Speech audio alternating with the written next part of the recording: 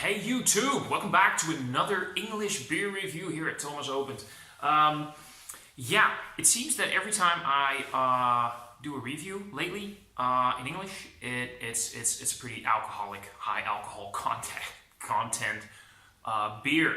Yeah, I was considering whether or not I was going to review this one because a buddy of mine, Beer Geek Holland, Remy, he already reviewed it. He reviewed it in Dutch, and another buddy of mine, Dutch Beer Geek, was like, why don't you review it in English? And I figured, hey, why the hell not? I was still looking for a nice beer to review in English. So yeah, what we have here is it's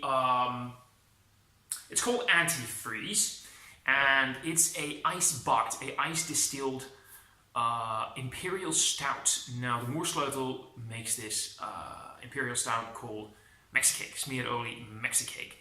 It's brewed with chipotle, cinnamon, vanilla, and cacao nibs, and it's, I think, 12% ABV. And what they did, they ice distilled it, ice boxed it. Now, I don't know if you know what ice boxing is, ice distilling. It means you freeze the beer. However, alcohol has a much higher, or lower, if you want to go, of course, to the minus scale, lower freezing point than water has. So while the water freezes, the alcohol doesn't.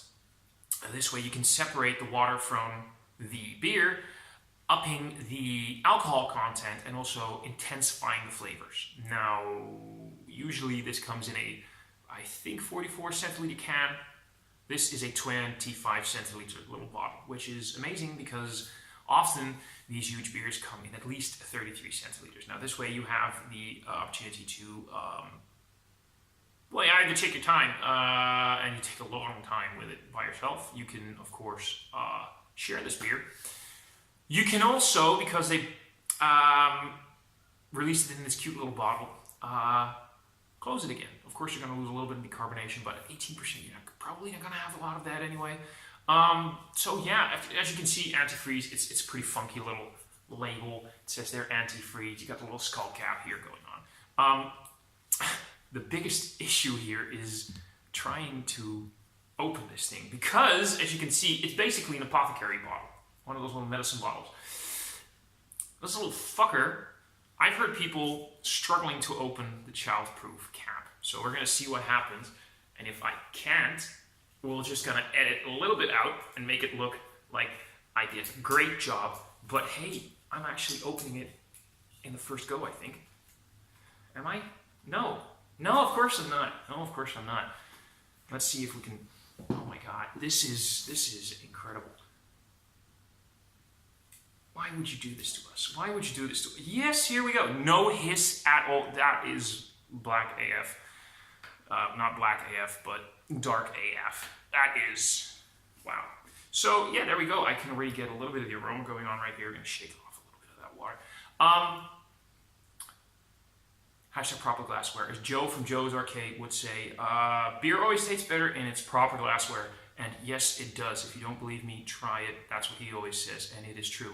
This thing pours like freaking motor oil. There is no head whatsoever to speak of. There is a lot of stuff still in the bottom of that bottle, which I definitely want to try and get out of there because I am one of those people that thinks everything that is in the bottle should, as far as possible, go into the beer. Now, what we have here is basically, there is no head on that whatsoever. I'm not hearing any carbonation. This thing is flat. Kind of weird because I've definitely seen some of these beers poured with a head. But yeah, okay, there we go. I wasn't expecting this. I expected a little bit of carbonation. I had expected a little bit of a head being formed. But what are you going to do about it? Not a damn thing, that's what. It is pitch black. It poured pitch black. It poured like motor oil. It is, by the way, exactly 25 centiliters, so that's very well measured out. And it looks like an imperial stout. I mean, you can say whatever you want. There is coating going on. Oh my god, I don't know if you guys can see that, but that is insane. That is sticking to the glass like no one's business.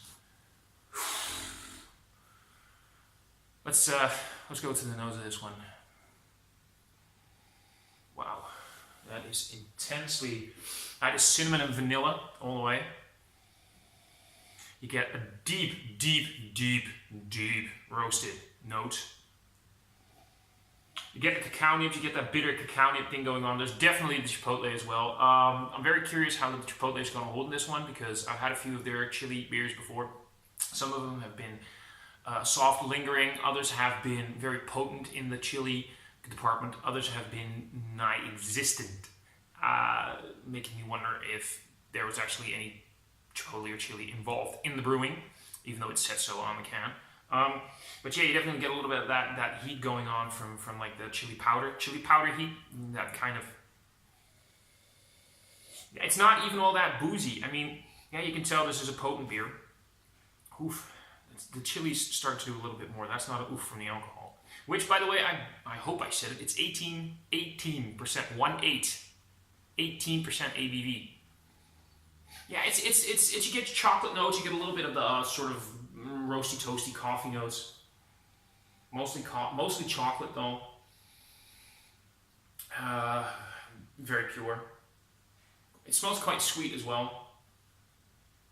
What you would expect with a high ABV like this. And definitely that tintillating little thing of the chili.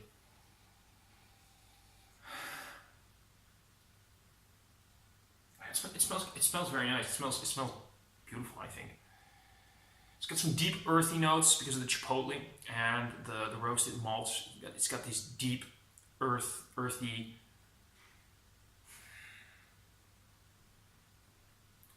base notes, you know what I mean? Can't really explain it any other way. Anyway, let's see how she fares in the tasting. Here's getting fucked up on 25 centiliters of 18% strong beer.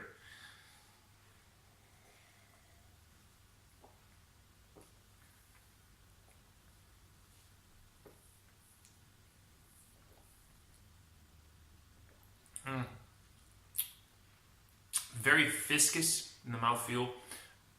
Chili is very, very much there.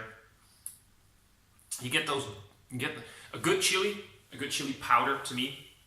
This has that chili from a chili powder, chipotle powder. You know what I mean? Not when it's fresh.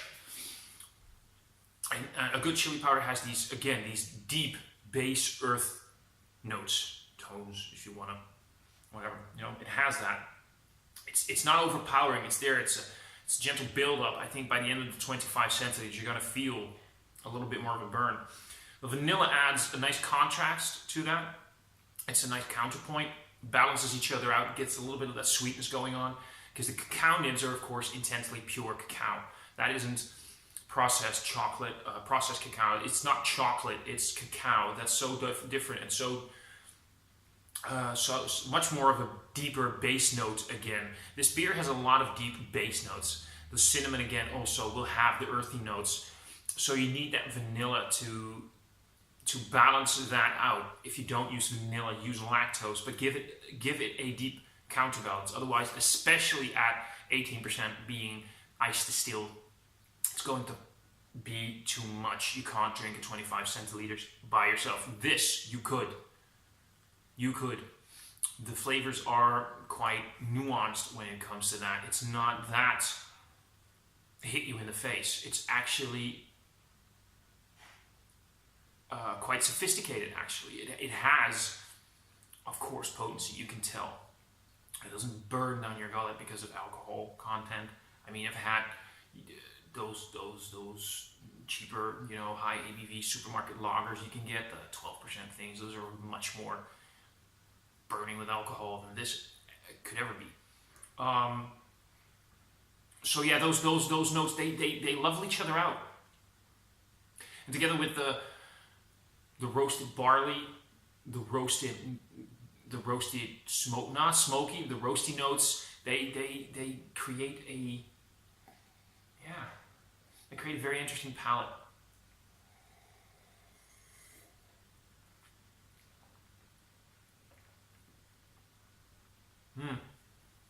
Right in front of your mouth are some beautiful licorice notes, like a sweeter. No, not that.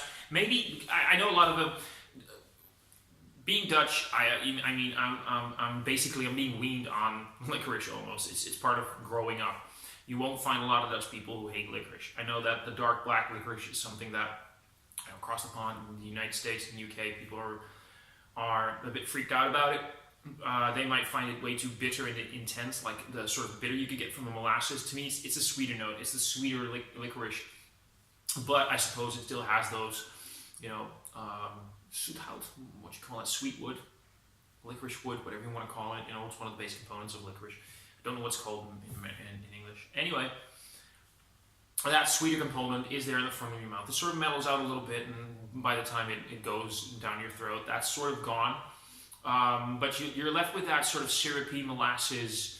Well, maybe not so much molasses, because there does have that deep, burnt sugar notes, but a little bit sweeter, maybe more towards a golden syrup kind of.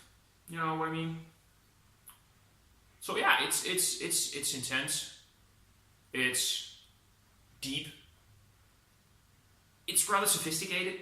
It's not even all that hit you in the face. Of course, if I were to give this to somebody who's never even had an Imperial Stout, let alone an 18%, it's going to be way too much. It's going to be way too intense. Having said that, if you're a lover of the Imperial Stout, of the somewhere between the 10 and 14% ABV, this is going to be just one small step above that, and it is tasty. It's nice. It's very, very good. And it's about a tenner, 10 euros for a small bottle like this. So in comparison, sure, it's expensive, considering that the average Imperial Stout by Moersleutel in 44 centiliter can is about 6.50 euros. But what you get in return is an intense,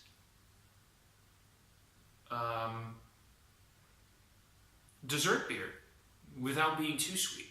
I consider this a dessert beer. This is very nice too. You've had a big meal, you're in a restaurant, 25 centiliters of this. You could take about an hour or two while you're sitting at the bar, chatting away the evening. It has a lot to offer without being too much. And for me, this is a high 4.25 on the Untapped scale. It's up there with definitely one of the best beers I've had this year so far. And if you have the opportunity to, if you know how to import beers from the Netherlands, if you ever come over to the Netherlands, I highly recommend trying to find one of these, because they are actually, quite tasty.